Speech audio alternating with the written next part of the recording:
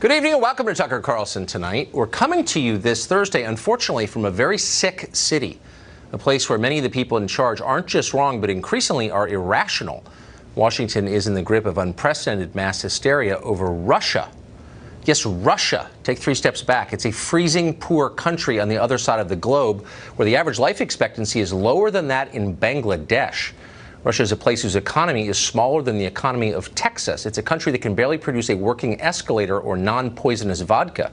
And yet that country, which was regarded by sober people as sad and increasingly irrelevant, is, according to Democrats in Washington, in virtually complete control of the workings of the U.S. government. They tell us that every day, and they're starting to seem like they believe it. That's demented. The most striking new example comes from former Director of National Intelligence, Jim Clapper.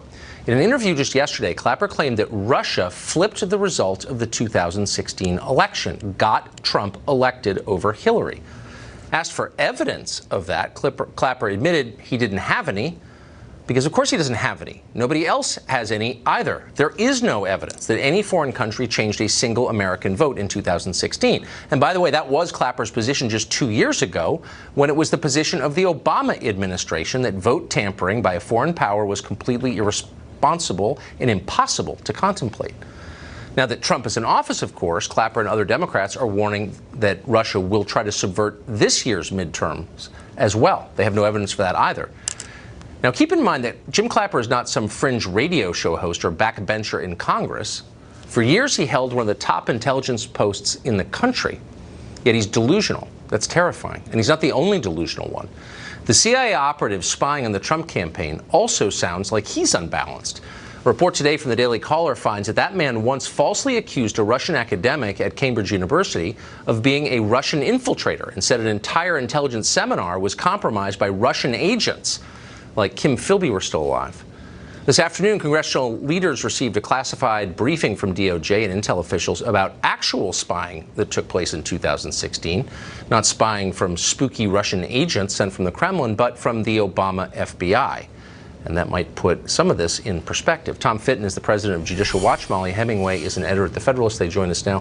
Thank you to you both. Molly, I'll start with you. And I hate to start on a media question, but it determines how people understand a story, what they read and what they see on television.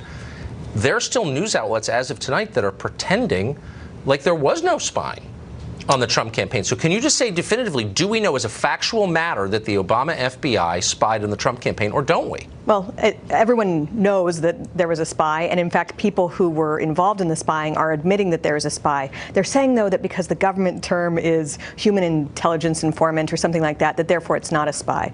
Whereas normal Americans understand that when you are gathering information on someone surreptitiously, that's the common definition of spying. And more than that, that's just a stunning revelation that this was happening under the previous administration, that there would be this kind of surveillance, not just at least one human intelligence informant, but also wiretaps, national security letters, which are how you can secretly get a subpoena, and who knows what else is going on. So actually, like, widespread spying involving multiple people in the Trump campaign, and we still don't really know what's going on because they're trying to fight. And that's the point. And by the way, I should point out, in the interest of honesty, that these are agencies controlled by the Trump White House. So it's not clear to me at all why we don't know this, and that why the committees in the Congress who have oversight over all of this don't know. There was a meeting today, famously, about this, Tom.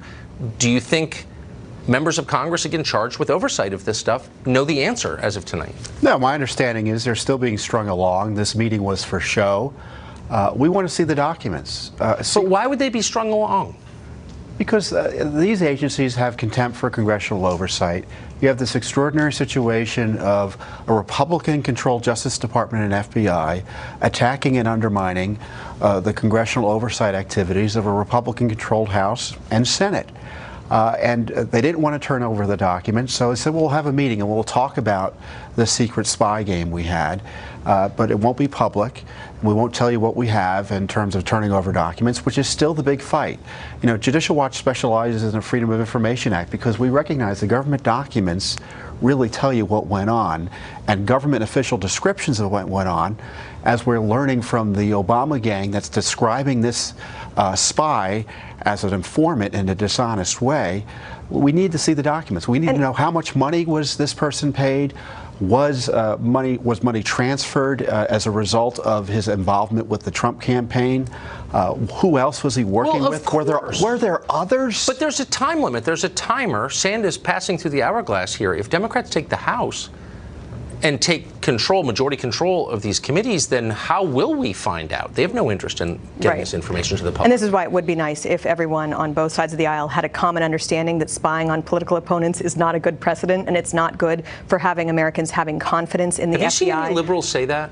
I mean, there have been a few, I think very exceedingly few. Mark Penn is someone who was a Clinton advisor who has been making that argument. In addition to the issue that the Department of Justice thinks that they are accountable to no one, not the president under in whose branch they serve, or Congress, which funds them and created them, I think it also must mean that the information is really damaging, really dangerous, that they're willing to subvert any authority in order to keep that a secret. So this is something that I think they can keep this from getting out. I don't think they will actually. Yeah, and the pretexts they use to hide this information from public view are dishonest. So tonight, Eric Felton, a reporter in Washington, has a piece explaining that one of the many facts redacted by the FBI in documents obtained through FOIA reveals that Andy McCabe spent $70,000 on a piece of office furniture.